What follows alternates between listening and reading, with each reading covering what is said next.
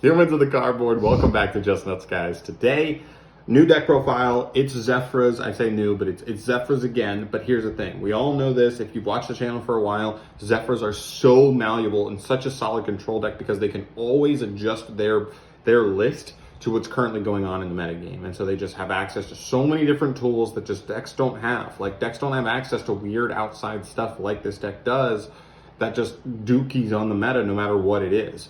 The last couple formats, it really struggled because Anti-Spell and Imperial Order was still like in the game, but now those cards are just like not played at all. Or Eradicate or Epidemic Virus, right? So those cards don't really see any play at all. So now this card can actually play. So really excited to show you this as essentially anti-meta tier, like just anti-tier deck list.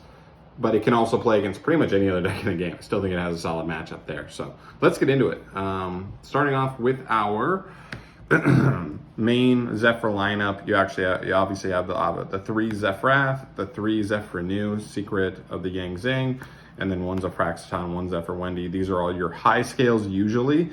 Keep in mind, ZEFRATH is almost always going to be sending ZEFRA New to copy it as a high scale and then get ZEFRA New in rotation. There are rare situations where it needs to be a low scale, but those are fewer and far between. So I mostly count it as a high scale. But yeah, then you have popping face down cards, getting you a free card back from the your extra deck, and then ZEFRA New just being the whole way this deck works is just searching off of ZEFRA New, yours and sometimes your opponent's turn.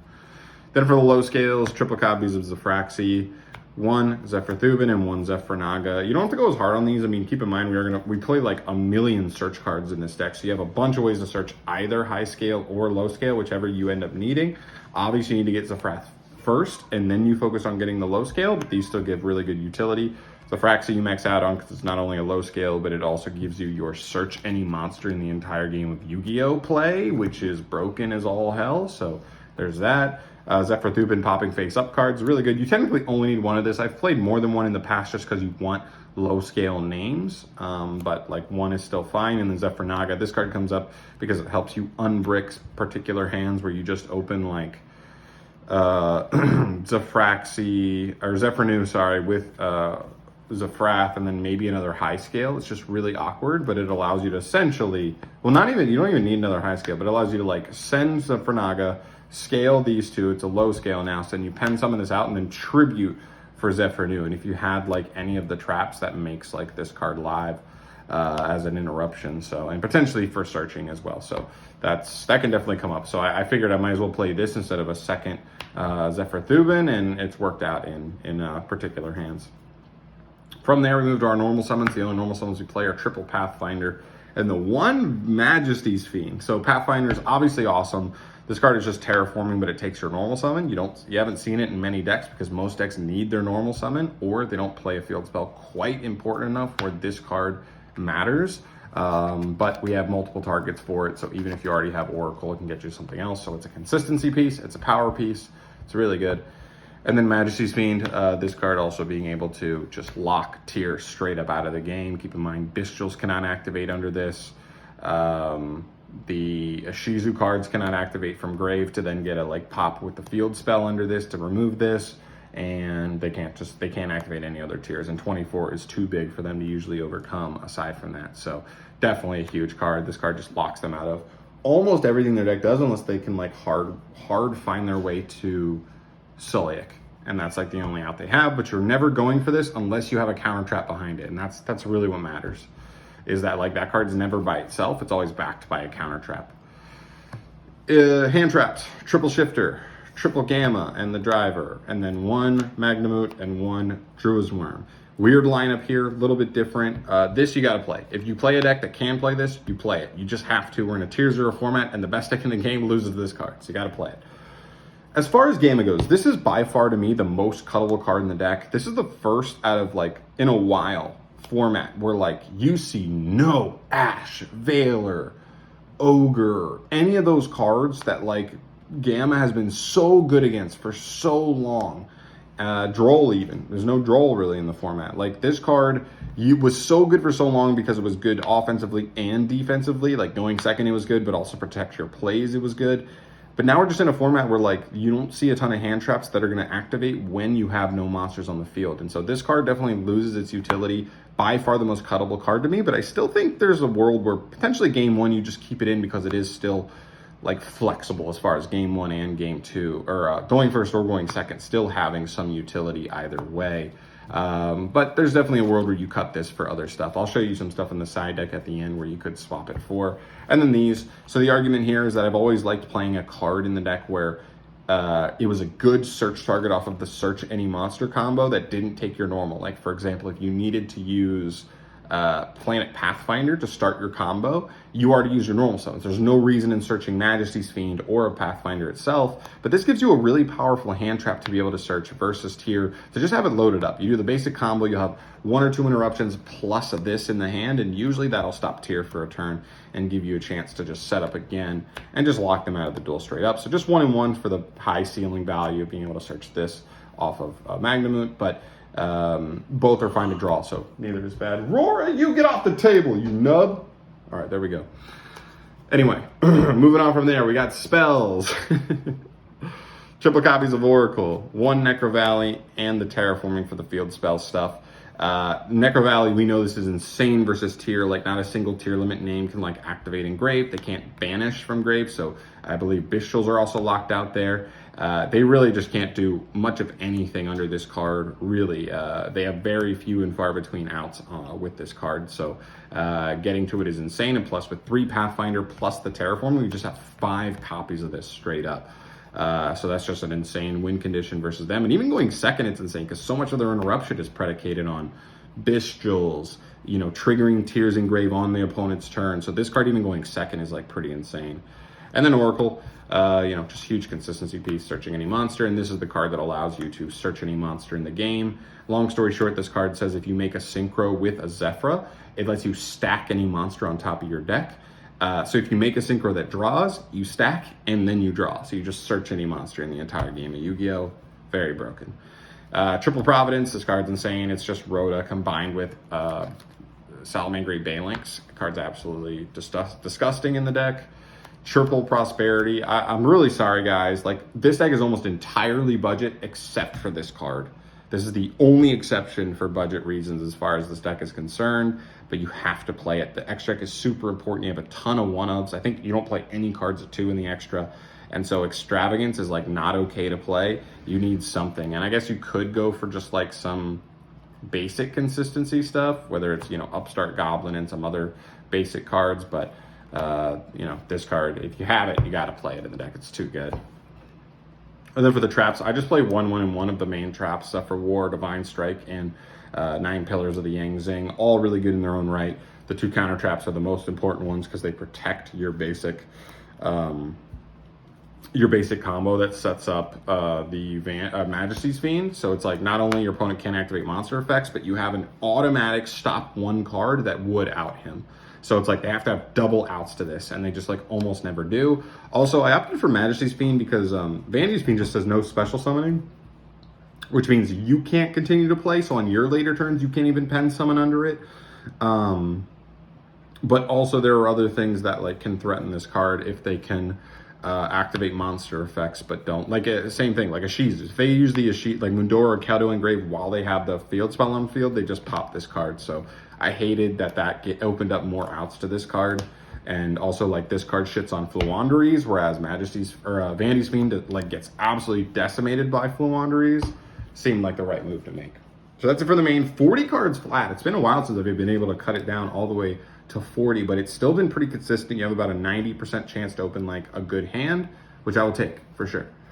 So moving on from there, move to the extra deck. Lynx, 1 Gravity Control. You got to play this card. I think this card's actually quite good right now because Tier is a big deck. If you can like stick a Necro Valley and then just normal summon a Pendulum and make Gravity Controller, you just like have a really solid removal for whatever it is, a Kaleido Heart or the big one, the new big one, Rule Kalos, right? Kit Kalos, whatever it is. Like you just have a pretty solid removal for that, and then it's just turn after turn. It can come out every time, which is pretty cool.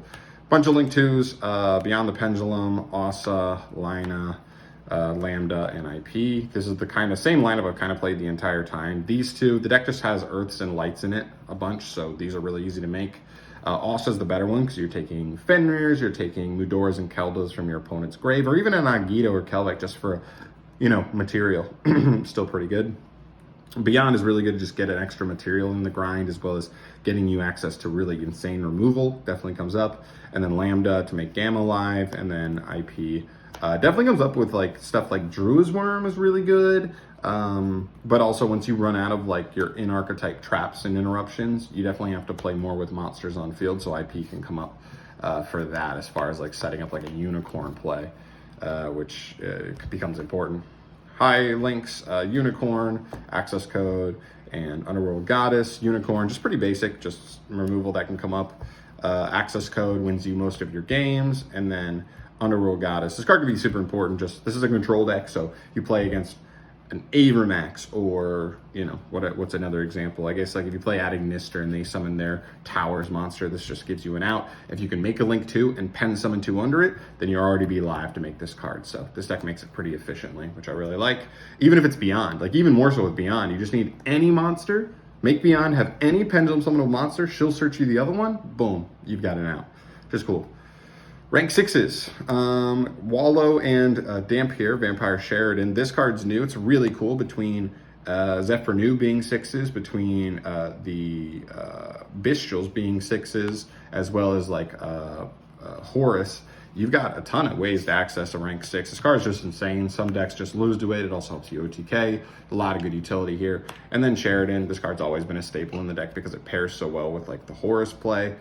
Speaking of which, we finish up the extract with our synchros, Horus, Omega, Scarlight, and Croco Dragon. Horus is insane. If you don't know how this card works, it like chain blocks itself. It'll permanently negate a face-up card on the field. It will force your opponent to give you control of one of their monsters, and that chain blocks. So you can literally chain block itself with its own effect, which is absolutely insane going second sometimes. This card really gives the deck an actual like play going second at times that can just actually win you duels. Omega, if you're, and these two are just 8s, so if you're able to Gamma on your turn, going first you make Omega, rip another card, or going second you make this and just wipe their board. That's the whole idea. And then Croco Dragon, this is the card that draws you a card on Synchro, so that way you stack with the field spell, then draw with Croco Dragon there. One note here, I do not own a Baronne de Fleur. If I did, I would cut Scarlight and play Baronne de Fleur. The deck can access 10s pretty easily, so yeah, if that was just a thing, play Baronne there if you can, because it's going to come up a good bit. I just don't have access to one right now. And then just for the side deck stuff to note, Sphere Mode. You got to play Sphere Mode. This deck does not really care about its normal summon aside from like Planet Pathfinder, and maybe going second I would side out 1 or 2 copies of it. It's just not as important. You're going to have a 6 card anyway, so your consistency should kind of be helped by that, so you can afford to play huge blowout cards like this. And if you just resolve this and have the scales you want, you should be able to win the duel. So yeah, that's like really good. Path is another card that's always been a main deck staple for me, but just when we're in tier 0 tier format, you have to play this card in the side. It's still too good not to play because this versus Sprite just loses. They cannot Gigantic Sprite, they can't Elf, they can't use the Nimbles to summon from deck, they cannot Starter, they cannot use like so much of their deck. This card locks them out of like 80% of their deck. They just lose to this card by itself most of the time. Or if you have a counter trap behind it, then even Smash just doesn't out this. So really insane. And then Tactics is another cool one.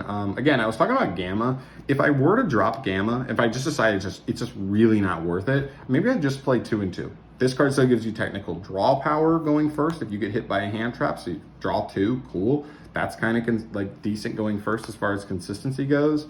And then this card's like the blowout, where when you have Prosperity, when you have this to draw 2, you have a couple ways to actually find this, even game 1 going second, which can just kind of help you win a duel you have no business winning. So I kind of like the idea of that. But that's really all I have as far as the side deck right now. I'm going to work on the rest and kind of try and develop the deck a little further. But I really believe that this is a truly playable deck in this format, especially when just like the format is so dependent on that one deck, the Shizu tier. You know, if you just have a deck that is a good matchup against that, doesn't have to be that good against everything else, you can be in a really, really good spot. So that's why I like this deck. I think it's honestly solid. You have to respect it. And yeah, that's mostly it for today. But yeah, that's it here, guys. Thank you so much for watching. As always, subscribe to the channel if you want to see more deck profiles like this down below. I have a couple other decks that I think have a really good Ishizu tier matchup that I want to update for this format and how to combat that deck. But as far as ZEFRA goes, definitely let me know your thoughts down below in the comments. But I'm out of here for today. Subscribe to the channel if you have not yet, and I'll see you in the next one. Peace.